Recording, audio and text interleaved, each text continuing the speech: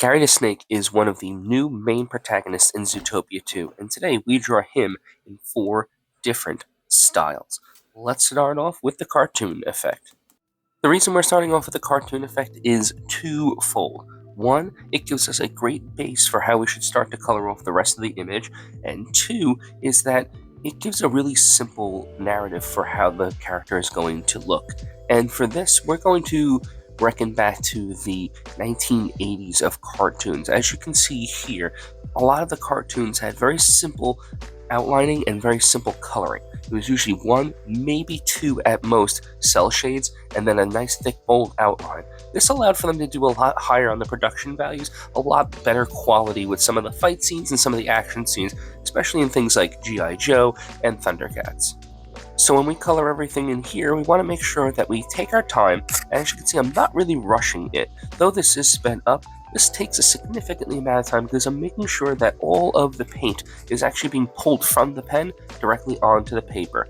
This will allow for nice smooth coverage. If you move very fast and move very back and forth with the very chopping motions, that's when you can get streaks with your paint pens. If you allow the paint to naturally flow out, you'll get a much smoother consistency and a much better coverage.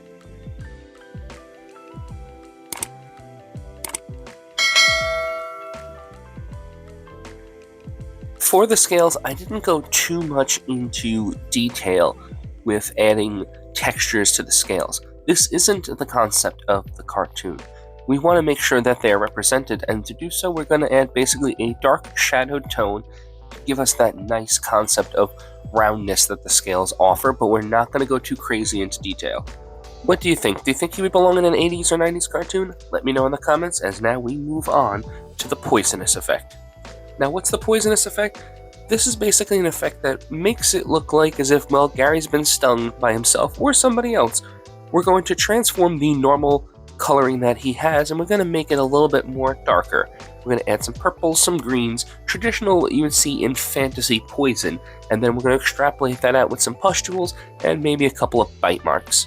The biggest thing to consider is the coloring, though, because he is a very light blue and a greenish blue. We're going to have to transform that. So it might look different, but that's okay because we're going to transform him into something completely new.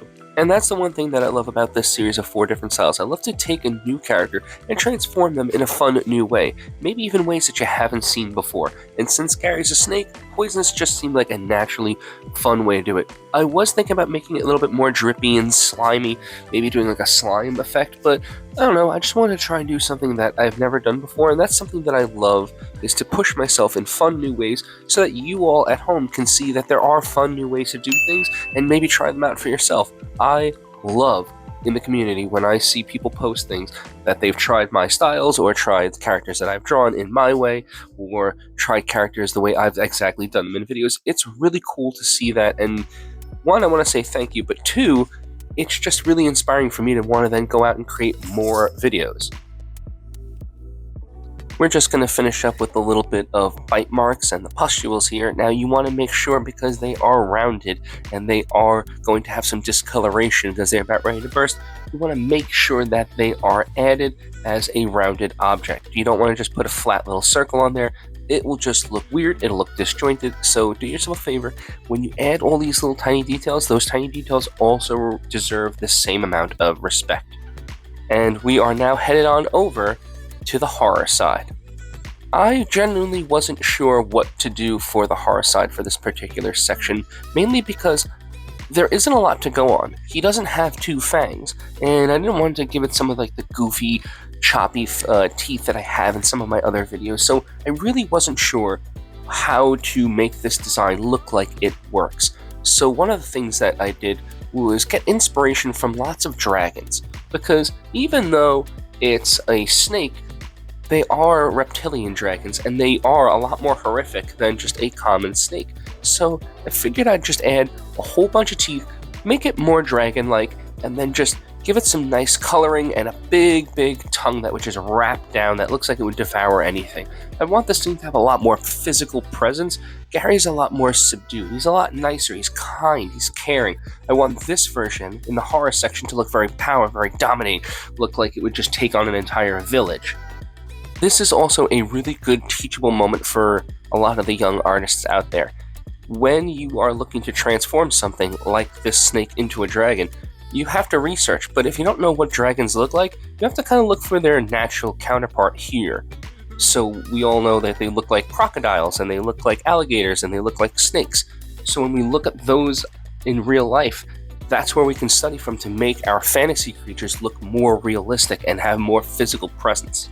Getting better at art isn't just about drawing and drawing every single day, it's also about studying, making sure you take the time to learn not only what it is that you want to learn. If you want to just draw orcs and you want to just draw fantasy things, well, they do take root in some realistic characters in real life. So you want to make sure that you do study those concepts. An orc would have very pig-like features. A dragon would have very reptilian features, etc., etc. A lot of the Greek gods had animal forms. A lot of gods from other countries had animal forms or animal concepts, like in Egypt. So we want to make sure that they are not only represented when you're trying to do these fantasy characters, we want to make sure you get them accurately done. Is this dragon scary enough? Let me know in the comments as we now move on over to the realistic side. I have to admit, I kinda lied when I said realistic. This is going to be actually closer to the movie side, because I didn't want it to look too weird next to everything else to all of a sudden have this really sloped figure. Move this man! All jokes aside, don't beat me up just yet, because in this section, I'm going to give you an in-depth tutorial on how I do my colored pencil shading. So as you can see here, this is going to be a very long, drawn-out process, mainly because the eyes took an exceedingly large amount of time, mainly because I just didn't have all of the colors that I really wanted to push the values the way they are. The easiest way to achieve simple blending with colored pencils is to get two colors very similar to each other. I'm not talking red and yellow, or red and orange even. I'm talking about like orange and a brownish orange, a red and a brownish red, or an orangey red. You want that ever slow, slightly variation, so that way when you apply all the different color pencils next to each other, you can actually don't have to use too much of the pencil itself and wind up wearing out thousands and thousands of pencils that go to the pencil graveyard. Something that I also like to do that is not technically accurate is I like to add a lot of white down as a mid layer, so halfway through adding colors I will press lightly with a white to kind of semi-blend everything out. This will allow me to now push and pull colors later on. If you have high quality paper, which on this particular one I did, you will find this to be a lot easier. If you were doing this on cheap paper, you will tear the paper up, and it is almost impossible to do so.